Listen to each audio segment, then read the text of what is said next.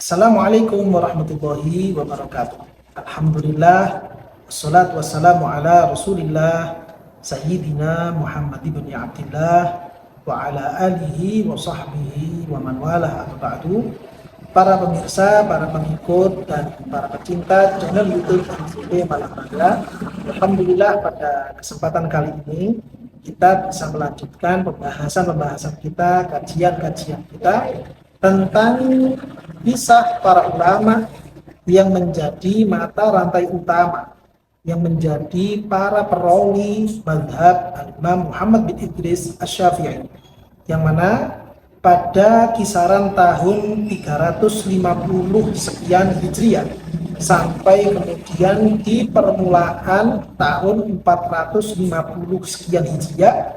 disitulah kemudian terjadi sebuah sejarah besar dalam mazhab al-Imam Asy-Syafi'i dengan kemunculan dua thariqah besar, yaitu thariqah Khurasaniyin atau biasa juga disebut dengan thariqah Murawazah, demikian juga dengan kemunculan thariqah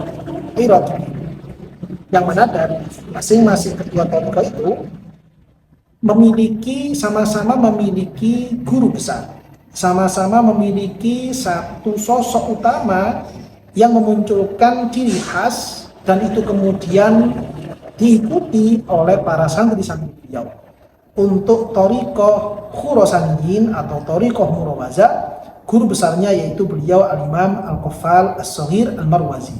Adapun kemudian yang berada pada thariqah Iraqiyyin yaitu beliau al-Imam Abu Hamid Al-Israyini. Dari kedua thariqah ini sudah kita bahas beberapa ulama-ulama yang menjadi tokoh-tokoh utama yang memiliki pengaruh besar di dalam perkembangan dan perjalanan mazhab al-Imam Asy-Syafi'i. Sehingga awal mula munculnya kedua thariqah ini bermula dari keberadaan salah seorang perawi mazhab Syafi'i yang merupakan murid langsung dari al-Imam Al-Muzanni, yaitu beliau yang bernama al-Imam Abu Ishaq Al-Marwazi. Dari al-Imam Abu Ishaq Al-Marwazi ini muncul dua ulama besar, yang kemudian dua ulama ini kemudian menjadi pemilik pengaruh terhadap kemunculan di hari-hari berikutnya tentang thariqah Khurasaniyin dan juga thariqah Iraqiyyin, yaitu beliau yang bernama al-Imam Abu Qasim Ad-Daraqi, yang mana al-Imam Abu Qasim Ad-Daraqi ini seorang ulama yang beliau itu wafat di tahun 375 Hijriah. Dan kemudian ada lagi yang satunya lagi, yaitu beliau al-Imam Abu Zaid Al-Marwazi, yang mana al-Imam Abu Zaid Al-Marwazi ini merupakan ulama yang wafat di tahun 371 Hijriah. Dari kedua ulama ini, yang pertama adalah al-Imam Abu Qasim Ad-Daraqi, beliau kemudian memiliki murid yang menjadi ulama besar di hari-hari berikutnya. Bahkan saat gurunya masih hidup pun si murid ini memiliki pengaruh yang luar biasa di dalam fikih Islam, terutama dalam mazhab al-Imam Asy-Syafi'i, yaitu beliau al-Imam Abu Hamid Al-Israyini, yang mana al-Imam Abu Hamid Al-Israyini ini wafat pada tahun 406 Hijriah. Kemudian berikutnya di sisi yang lain, beliau al-Imam Abu Zaid Al-Marwazi memiliki murid yang kemudian juga menjadi guru besar dari thariqah Khurasaniyin atau thariqah Murawazah, yaitu beliau al-Imam Al-Qaffal As-Shaghir Al-Marwazi, yang mana al-Imam Qaffal As-Shaghir Al-Marwazi ini salah seorang ulama besar yang beliau itu wafat pada tahun 417 Hijriah. Nah, dari dua ulama besar ini, yaitu al-Imam Muhammad Al-Siraji dan juga al-Imam Al-Qaffal As-Shaghir, muncullah murid-murid beliau yang kemudian menjadi perawi utama thariqah Khurasaniyin dan juga thariqah Iraqiyyin. Dari murid-muridnya al-Imam Abu Hamid Al-Israyini, setidaknya dari sekian ratus murid-murid beliau ada 5 ulama utama, ada 5 orang yang betul-betul mumpuni di dalam mazhab al-Imam Syafi'i dengan corak thariqah Iraqiyyin. Yang pertama yaitu beliau Al-Qadhi At-Thayyib At-Tabari. Lalu kemudian di situ juga ada Al-Imam Al-Qadhi Al-Mawardi. Kemudian di situ juga ada Al-Imam Al-Mahamidi dan beberapa ulama-ulama berikutnya. yang sudah kita ulas, sudah kita baca, sudah kita simak bersama tentang sekelumit biografi beliau semuanya. Di sisi yang lain, dari Thariqah Khurasaniyin atau Thariqah Murawazah, yang mana guru besarnya adalah Imam Qaffal Shahir, di situ juga muncul beberapa ulama-ulama yang menjadi tokoh utama dari sekian ratus murid-murid Al-Imam Al-Qaffal As-Shahir. Di antara murid-murid beliau ini yang kemudian ada yang bernama Al-Imam Al-Mas'udi, kemudian juga ada yang namanya Al-Qadhi Husain, dan beberapa ulama-ulama berikutnya, yang mana semua ulama-ulama itu dari beberapa tokoh utama-utama dari kedua thariqah ini telah kita ulas dan kita simak bagaimana biografi singkat dari beliau-beliau semuanya di dalam mempertahankan, memperjuangkan, dan menyebarkan, mengajarkan tentang mazhab Al-Imam Asy-Syafi'i. Yang mana dari dua thariqah ini, keduanya sama-sama memiliki ciri khas, sama-sama memiliki corak yang tidak dimiliki oleh thariqah yang lainnya lagi.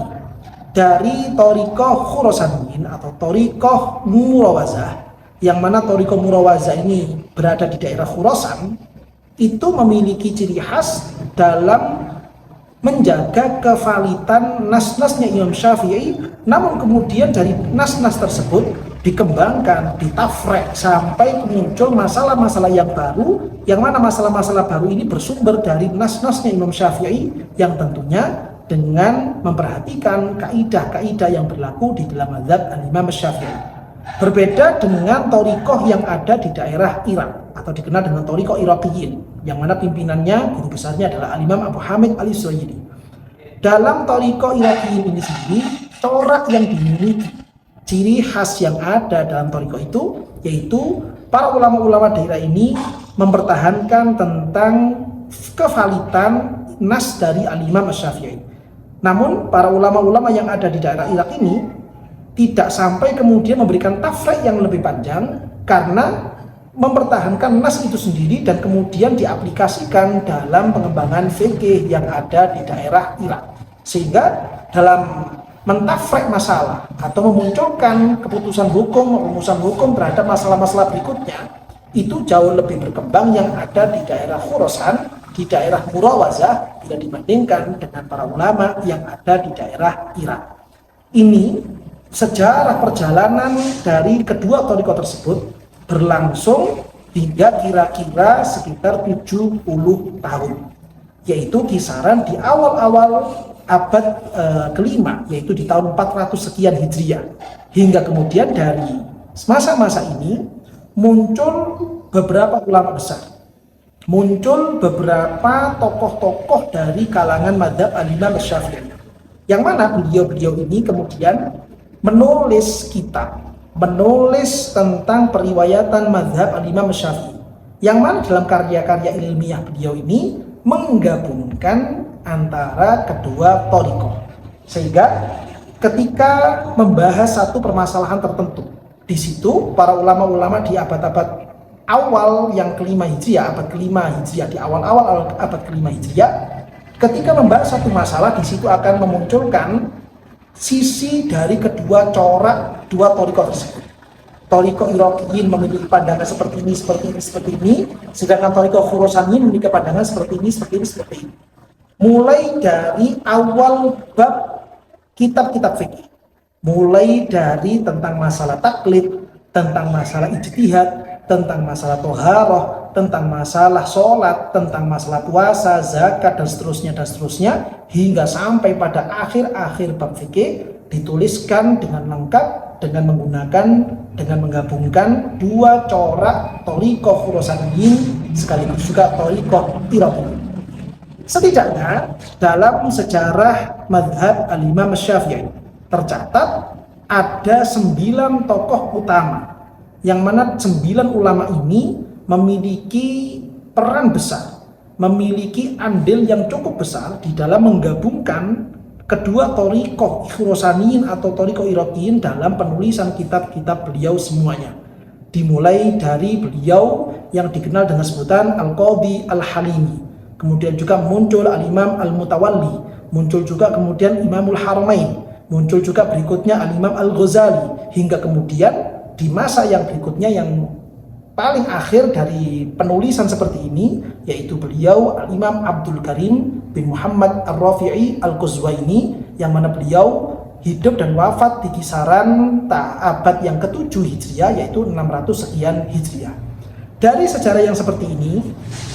kita menjadi semakin bisa mengenal, kita bisa menjadi lebih tahu tentang seperti apakah kira-kira perjalanan dari mazhab Imam Syafi'i, mulai dari zamannya beliau sendiri sebagai pencetus mazhab Imam Muhammad bin Idris Asy-Syafi'i, hingga kemudian beliau itu di Baghdad, hingga kemudian beliau itu di Mesir, hingga kemudian muncul murid-murid beliau dari kedua daerah tersebut, hingga kemudian dari generasi yang kedua, ketiga, keempat, dan sampai pada generasi yang kelima, yang mana di generasi kelima ini muncul ulama-ulama yang menggabungkan kedua thariqah Khurasaniyin dan juga thariqah Iraqiyin.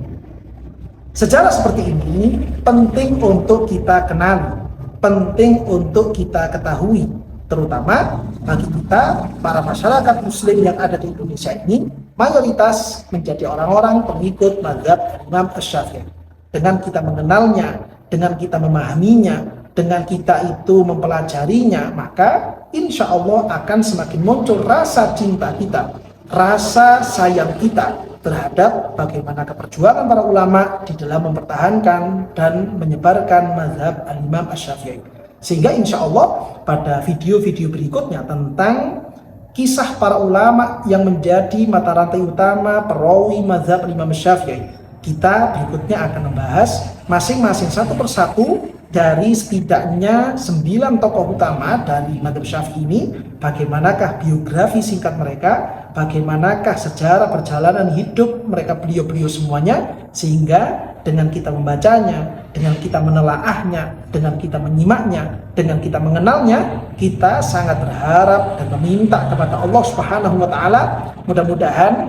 hidup kita semua, keluarga kita semua bisa mendapatkan keberkahan dari para ulama-ulama terdahulu, dan mudah-mudahan hati kita, pikiran kita, jiwa kita dipersatukan oleh Allah Ta'ala dengan